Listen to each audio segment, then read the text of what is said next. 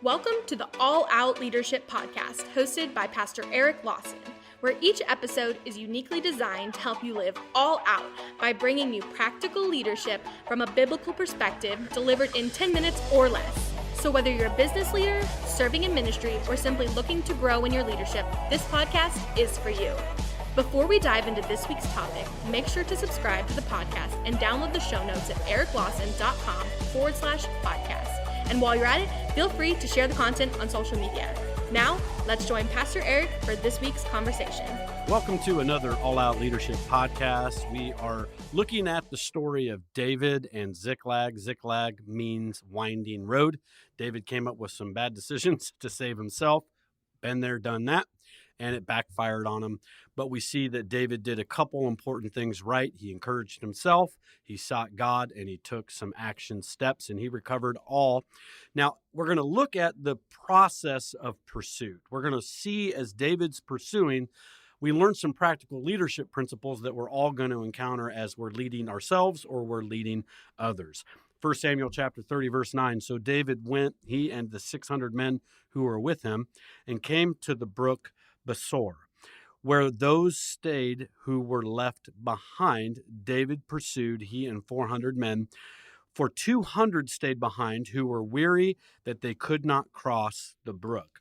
Now, there was about a third of David's men that were so tired, so exhausted from all the other battles they were already a part of, that they weren't able to go forward in the journey. What I like about David is what we don't see is him bashing those that couldn't keep up, bashing those that were not able to run the same pace and the same distance as him.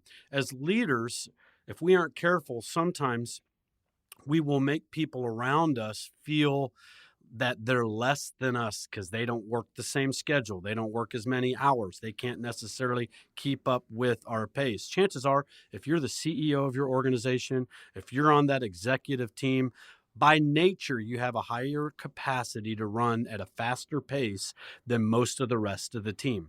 And what I love about David is he didn't diminish the value of people who couldn't run as long, as fast, and as far as him.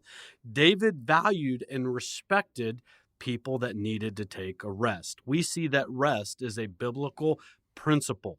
What we see is God created the heavens and the earth in 6 days, and he rested on the seventh. God didn't need a rest. God's never been tired. God's inexhaustible, but he modeled the principle of rest for us. And as long as we're on this side of heaven, we'll always need to apply the principles of rest. So, number one, as a leader, make sure you're taking your appropriate rest.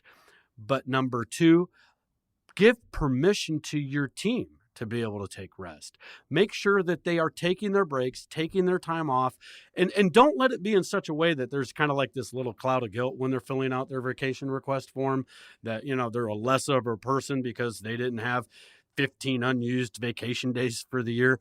In fact, in our culture, I prefer to penalize them for not using their vacation days. What we should be going is, hey, are you taking your vacation? Are you taking your time off? It's part of your job as a leader and a boss to protect the people from themselves. I'm not a threatening leader. I don't lead by fear and intimidation. I'm not a power tie kind of guy. I try to hopefully lead more out of influence than fear. So I've made very few threats ever to a staff member, but I did make one, and I'm going to tell you this one. I had a young staff member early in our church history, and we had so much to do. There's always something to do when you're starting a church. There's a fire to put out and a bunch of fires you need to start. And this person was a really, really hard worker. In fact, to their own detriment, they were just workaholics. And I would get these emails on their day off from them about all these different work things. And the other thing was this. It happened to be my day off. I was getting emails about work. That was their day off, which they shouldn't have been sending emails because they should have been off, but they weren't. So finally I go, hey, why am I getting all these emails from you that are work related on my day off and your day off? Oh, there's just so much to do and I got to get it all done, Pastor. And I go, look, you need to take a day off. You are better with a day off than working 7 days a week. You're going to hit the law of diminishing returns. You just can't run at this pace consistently. It's not sustainable. So take some time off. Oh, yeah. Next Monday, I get more emails. Next Monday, more emails. And I just kept having the same conversation. Finally, I looked at the staff member and said, look, I want you to know something. I love you so much. I'm about to fire you. What? And the eyes got real big. Yeah, I love you so much. You're so good at what you do. I'm about to fire you. What do you mean, Pastor? Why would you fire me if I'm good? I go, because you don't take your day off. You're neglecting your family. You're neglecting yourself. And I know you're neglecting your walk with God because you can't be working this long and have a strong walk with God. I go, look, I owe it to you as your pastor to fire you if you're going to hurt yourself, hurt your family, hurt your marriage, and hurt your kids. Oh, wow, Pastor. So here's the thing. Stop working on your day off. Take your day off. There's enough other days to get it all done. And if it didn't get all done, then there's next week. Okay, Pastor. And you know what? I got many more years out of that person and great results. And they came back later and said, hey, thank you for loving me enough to have that conversation and protect me from myself. Next, we see 1 Samuel chapter 30, verse 22. Then David, they had captured their families back. They wiped out that raiding Amalekite clan. And so they not only got everything back, but they got the spoils and they got more back. So they're coming back to the men who were by the river that were too tired to go with them.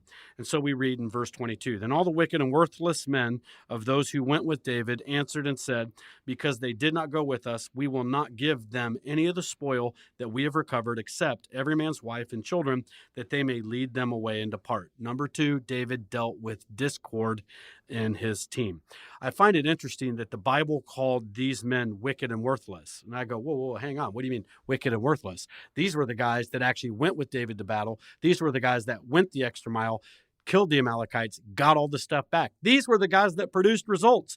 And the Bible called them wicked and worthless. In our culture, in our work world, these are the people we value. These are the people that we applaud. But the Bible called them wicked and worthless. Why? Because they were arrogant and they had a spirit of discord among those who couldn't keep up with the same pace as them.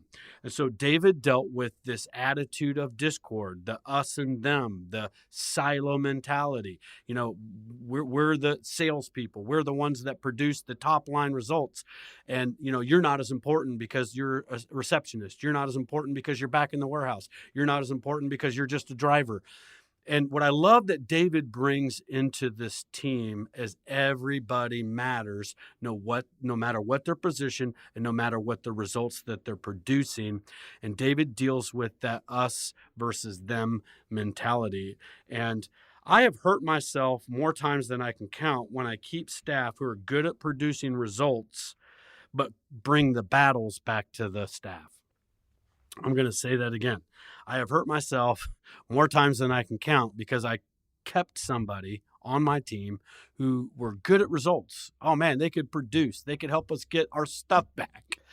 But they were the ones that kept bringing the battle back to the team. They were the ones that kept sowing discord because they were us and them. And, you know, and there's this little spirit of discord and man, just deal with it. And so what I like about David is he didn't just go in there and fire everybody. He just went in there and had an honest heart-to-heart conversation. He went in there and said, hey, guys, this is not our culture.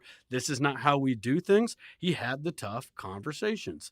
Now, ultimately, David wasn't afraid to have transition on his team as well, but he had those difficult conversations and dealt with discord. And so we see that David made a third very important leadership decision, and that is in verse 23 and 25. But David said, my brethren, you shall not do so with what the Lord has given us, who has preserved us and delivered into our hand the troop that came against us. For who will heed you in this matter? But as his part is who goes down to the battle, so shall his part be who stays by the supply. They shall share alike. And so it was from that day forward, he made it a statute and an ordinance for Israel to this day. What I loved that David did here was such a brilliant leadership principle when he said, hey, look, those that are out in the battle are just as important as the team that's behind supporting those in the battle. In fact, we see that inside of military, that typically it's about 20% of the military that might be in the combat zones, but it takes 80%, 8 out of 10 people behind the scenes to support them. The supply chain, hospitals, food, all kinds of support systems. So it's really for every one soldier out there, it's like 5 behind the scenes making that happen. And it's a team. It's we win together or we lose together. And what I like about football and the Super Bowl is if you're on that team, whether you were out on the field playing, you get the Super Bowl ring when you win the Super Bowl. And that's what David is establishing. He's tearing down the silo mentality. He's tearing down that the executives in the ivory tower or that top salesperson, they're the ones who matter, and the support team is less of a people. David really brought it from us to we, to truly more of a team culture. So David also created a policy for this culture. And there are just times that you see certain things that you go, what? That's a policy.